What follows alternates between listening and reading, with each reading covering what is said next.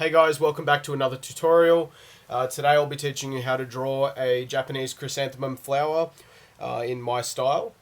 It's sort of a tattoo graphic color style. Chrysanthemums are one of my favorite flowers to do on larger scale work. They've got a lot of detail to them, so they show up really nicely on bigger drawings and paintings. I'll go ahead and give you some examples of a couple of chrysanthemums I've done in previous drawings.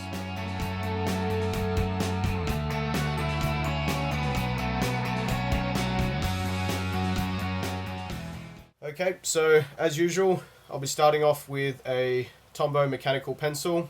Again, you can use any pencil you'd like. You can use just a regular lead pencil or any other mechanical pencil.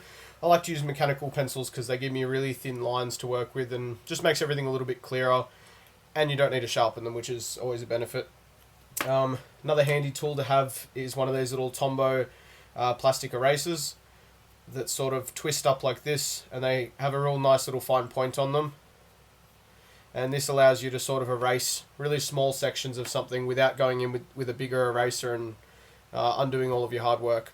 So we're going to start off with a circle, sort of however big you'd like it. Sort of, I don't like to do them much smaller than that because we're going to add a lot of petals to the outside of that, so this will sort of be the base for your flower. And what we're going to do to build the petals is we're going to do little circles, and starting from about the center, we're going to do a line like that. That's how we're going to build our petals. So starting sort of around here, we're going to put in a petal like that, and you're just going to sort of go around and loosely draw these little circles with curved lines, and you'll see how these petals come together in a minute. Any of these gaps between larger ones, you can put another petal in between them. These will be layers of the flower. And I like to add quite a few layers of petals to these flowers. Just gives them a little bit more detail and a little bit more depth as well. So I'll just go through and sort of add in the rest of those. One thing to keep in mind, make sure you leave a gap in the middle. That gap is where you'll put the bud of your flower, so you want to make sure you leave a little gap in the middle there. And in regards to these sort of floating petals, you can make these as long as you want, and sort of try to keep them in proportion to your flower, but you can make them nice and long, and that's what I mean. You can sort of wrap them around things. So if you've drawn something like a snake or something long, chrysanthemums are a really nice choice to go with because the petals are quite long, and you can wrap them around and through things, and it looks really nice and adds even more depth to a picture. So I'm going to continue going around and basically adding in these petal shapes. Keep in mind, the closer the petals come towards the foreground of the picture, the bigger these circles are going to be, because obviously the petals are going to look bigger if they're closer to the viewpoint that we're sort of putting in the foreground. So from this point, we're going to start building the petals. So the way these petals are built, we'll start with this bottom one here. That center, that line that you put through the center and linked back up to the bottom of the bud, that line will be the center or the spine of your petal. And so I come off of that line and add a little point to it like that. And from that point, you can come around and do like a little curved line. This will be the end of your petal. And from there, you can add a whole bunch of sort of little bumps and smooth bits, and it's okay to be a bit messy with this. Flowers are organic, so they sort of all grow differently. No petal should look exactly the same as another petal. That's your spine there, so that can come around and pretty much just link up like that.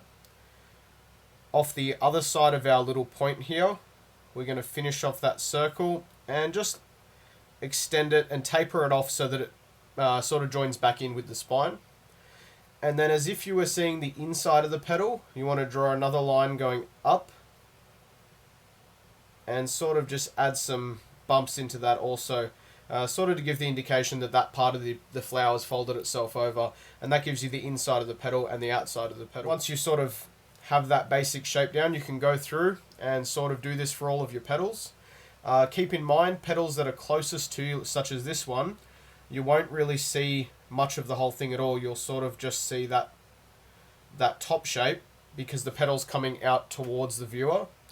You can still draw the little spine bit in. I like to do that. The other thing is, Obviously, you won't see the inside portion of all of the petals. So petals that are closer to the center, such as this one here, you add a point to, add your little round bits to, put your spine in, and the back of the flower, the back of the petal, sorry. You obviously won't see the middle of that petal because it's closed. So I'm going to go ahead and go through and complete all of these petals.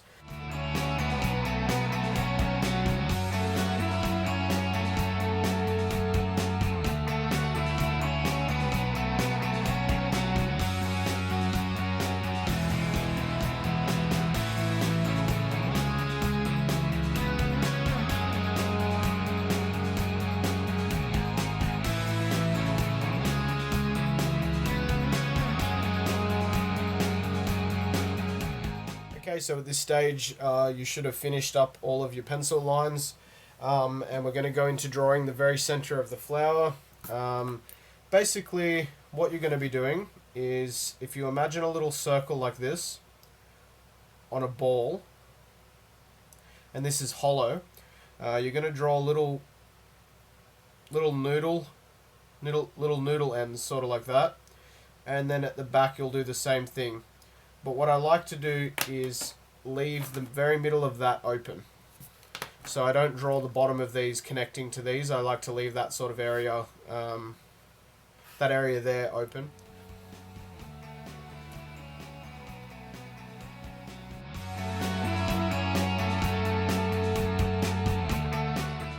At this point, we're going to go ahead and do our ink lines for all of this. I'll be using a Copic multi-liner 0.5 for most of the lines, a pigment liner, a studio pigment liner, or you could use a Copic multi-liner in 0.3. I'll be using that to do all the spinal parts of each petal. And I'll also be using a Copic multi-liner in cool grey, and this is a 0.3. I'll be using that for the inside of the flower portion also. So what we're going to do, as per usual, is we're going to go around and basically put ink over all the lines you've already done. We're going to go along, just trace what you've already done. Shape wise, should look like that.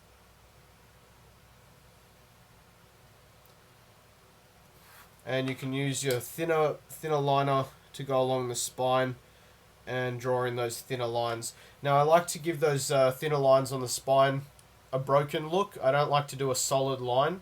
Again, you can do it however you like. This is a style preference. I like to break them up a little bit. So you'll notice there what I did was I just let the line break, and it gives it that sort of appearance. You can go along and do all of your thick lines first, then all of your thin lines. It's completely up to you. I'm going to go through and ink all of my lines that I've already put down.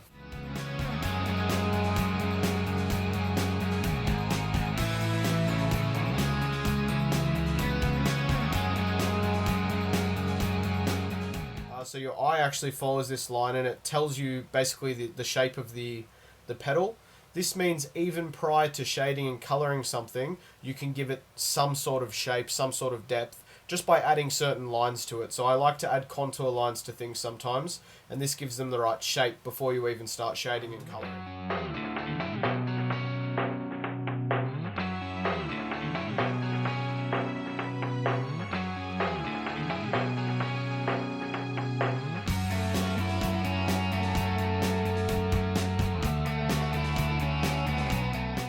At this stage, I'm going to be lining the inside of the flower. I like to use a Copic multi-liner in cool grey 0.3. If you don't have this, you could use a multi-liner in black even 0.05, a really nice thin line. Or you could probably go over the top of your colour with a really fine lead pencil or a mechanical pencil when you've actually finished it. So if you don't have the specific materials that I'm using, don't fret, you can work around it with just about anything. So I'm going to go ahead and do all these little noodle ends using the cool grey.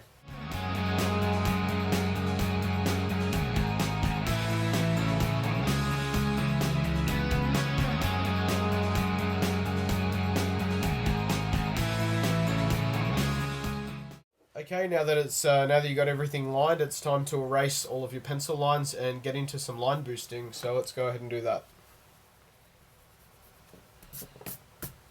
Okay, so I have actually covered line boosting in a previous video. Just to go over it quickly, what this means is I like to boost up and fatten up some of the lines. This will give the image that really graphic sort of tattoo style. The other thing that it'll do is it'll bring certain parts of the image into the foreground and push the other parts that aren't boosted into the background. Or not into the background entirely, but further back in the image. This creates even more depth, again, before you even start colouring or shading anything. So basically any of these petals in this very first sort of segment that are coming towards me, I'm going to fatten those up a little bit. And all the other petals, I might just go through and sort of choose which ones I want to be a little bit thicker and a little bit more bold. If the flower was in front of something, then you could probably boost most of it because it'd be in front of another part of the image. That'll push the whole flower forward. But if you're doing the flower on its own, then I'd only recommend boosting the first sort of set of petals there. I'm going to go back in with my Copic Multiliner 0.5, and I'm just going to go next to each of these lines and boost them up. That way I can get a really nice taper, and I can choose what parts of the lines are thicker.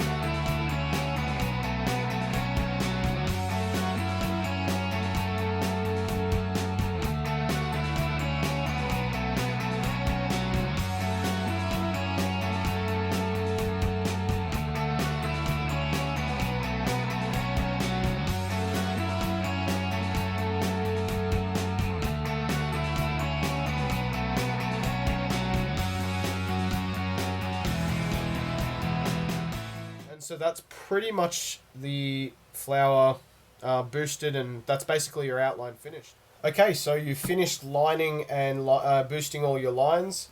We're now going to get into the shading and colouring portion of the tutorial. So generally speaking, I won't shade the petals of a chrysanthemum the same way that I would a rose. In that I won't put any black in the actual flower. Once again, this is completely a style preference. If you really want to add black to your chrysanthemums, go ahead. This is just the way I do it. Generally speaking, I'll use chrysanthemums in conjunction with other subject matter. And I like to make the flowers really bright and the subject matter usually quite dark. And this way they contrast really nicely. And so, again, I don't like to put too much dark shading in the flower itself. So just for demonstrational purposes, I'm going to do a little bit of black shading behind the flower. This way the actual flower stands out and is really bright, and it'll sort of illustrate what I'm trying to explain to you. For this, I'm just going to be using the Ecoline 700 black brush pen and a watercolor pen. You can buy these at any art store. You can actually fill them up with water, and this makes them super portable if you like to take your art stuff along with you. So what I'm going to do is go ahead and just add a shadow in.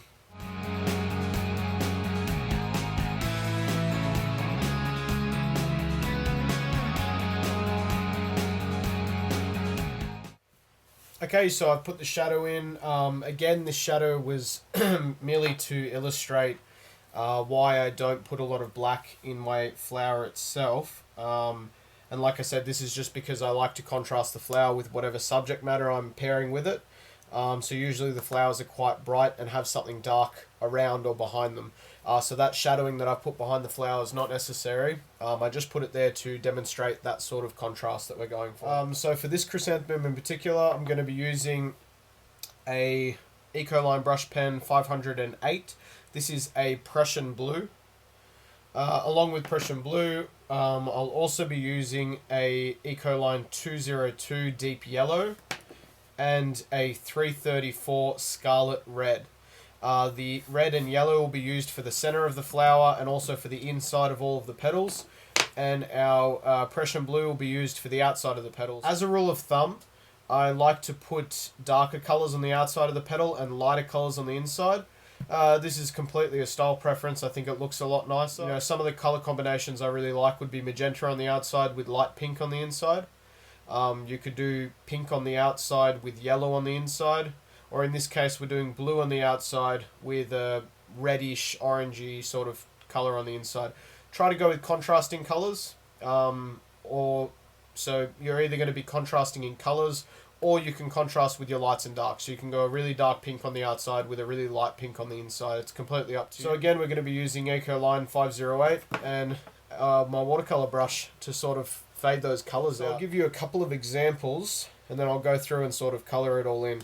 We want to start usually darker at the base of the petal, and work our way to the top of the petal. And so to show you what that looks like, I'll start with this petal here, and I'm sort of just going to do the blue at the bottom of the petal like that. Take our watercolor brush and just work that color all the way to the top, getting lighter and lighter as you go, and just blending out that fade. The way to get a nice smooth fade is to put your water on the page first, blend your color right up into the water, and this just lets it stay wet for a little bit longer before it dries, and gives you a little bit more time to work with it before it completely dries to the paper, which means you can get a much smoother blend.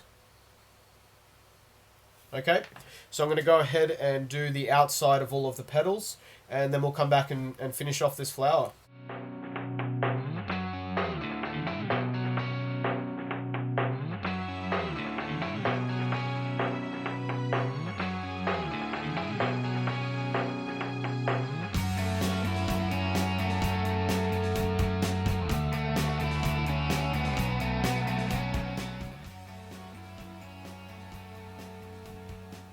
Okay, so at this stage we're going to start colouring in the inside portion of our petals and the very middle of our flower, and we're nearly there. So for this, again, we're going to be using a 334 Scarlet Red and a 202 Deep Yellow, both in Ecoline watercolour inks. We're going to do red out to yellow, so red starting in the middle and fading out to yellow.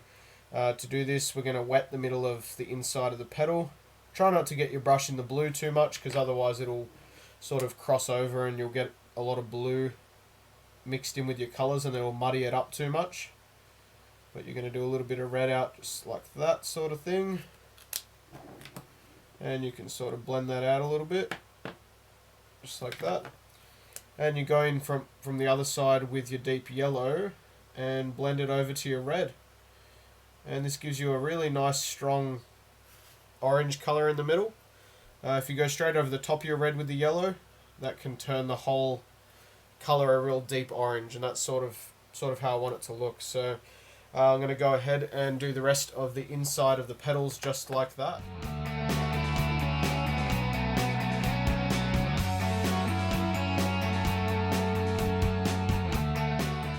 Now just keep in mind, these aren't the most realistic colours for, you know, a chrysanthemum. I don't think I've ever seen a blue chrysanthemum with red and yellow or orange on the inside of the petals. It's very unrealistic, but that's what's great about drawing, is you can be creative, put together colours that you like, colours that you think contrast well with each other, and create all sorts of different creations, and you know, really let your imagination run wild. So, you know, don't stress too much about stuff being super real in terms of colours and that.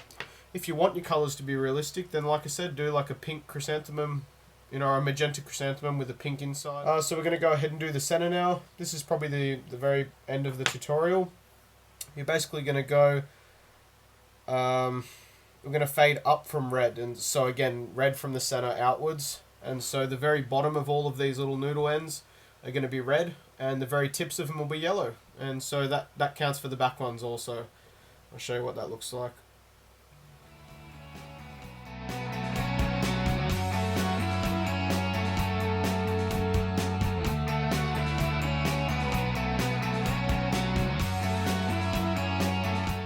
Red in that middle gap that we left open, and this sort of makes it look almost three-dimensional, like there's a hole in the center of the flower. So we can just sort of do red along this top edge. You want to be quite careful. I don't put too much red, just enough for it to blend out, to give it that depth that I desire. Okay, and that's pretty much it in terms of colouring your chrysanthemum. Like I said, experiment with all sorts of different colours. You've seen my pink chrysanthemums and some orange chrysanthemums and that sort of thing. I like to use contrasting colours, again, dark on the outside, light on the inside sort of thing, but it's completely up to you, and it's an entirely creative decision. In this instance, we did blue and orange, so hope you enjoyed.